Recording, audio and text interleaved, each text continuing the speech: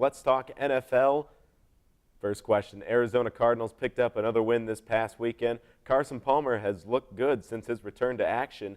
Are the Cardinals the best team in the NFC, and are they a Super Bowl contender?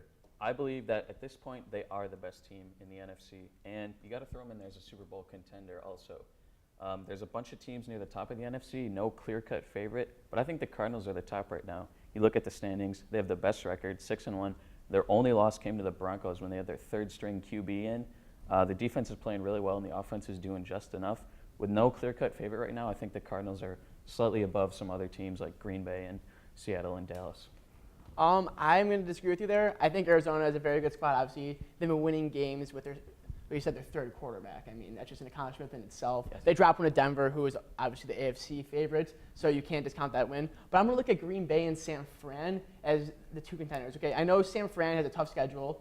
They are only 4-3 right now. They might not even make the playoffs. Yeah. But I look, if they get in the playoffs, they're going to be something to watch out for. They're getting Olin Smith, Patrick Willis, and Navarro Bowman back. They're three best linebackers. They are a force to be reckoned with when they're out there. Their defense is awesome with them.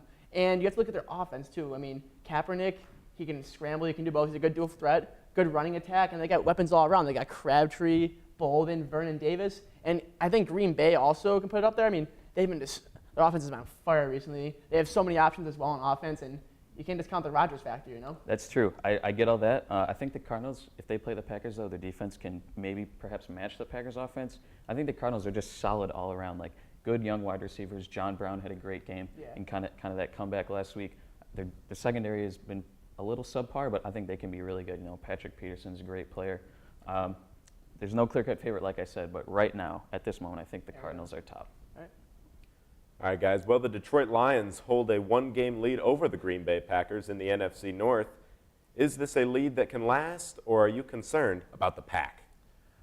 It's been luck for Detroit so far. Okay, you look at their last two victories. Yep. I mean, a one-point squeaker against New Orleans and Atlanta, who are both below 500 teams. I mean, they have not looked that good. Their offense, which is supposed to be elite, they have Golden Tate, they have Reggie Bush, and they have Stafford on that big contract. They only scored more than 24 points once this year. And with a team like that, when they're playing weak defenses, they got to score more. And their defense, I mean, Suh's been unbelievable, especially in the rush defense. And he's had, I want to say, 6 sacks so far. He's been awesome on the front, but he's the only guy on defense that can make an impact like that. Their secondary is suspect. Yeah.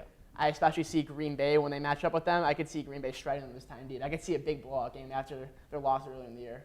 Yeah, I agree. And I think the Lions are good. I think they're still going to make the playoffs. But to me, the Packers are still the favorite, even though they're one game back. Because like you said, the big thing, the Packers host Week 17 game, Detroit at Green Bay. I think that's going to be for the division. I just don't see the Lions winning in Lambeau in December. So I think the Packers are going to win that. You could say the Lions are struggling on offense a bit. You know, Calvin Johnson's missed a few games. So it's got to look good for them. But, yeah, the last 2 weeks, like they're 6-2, but really they should be 4-4. That game against the Falcons was brutal to watch last week. Yeah, It was a terrible game. But, yeah, the Packers are still the favorite. They lost at New Orleans, but, you know, the Saints are awesome at home. So I'm not going to factor that too much. I think the Packers are still a slight favorite. Yeah, definitely. All right, guys. Well, heading over to the AFC now, the Denver Broncos and the New England Patriots battle to become the first 7-win team in the conference. Who's it going to be, guys?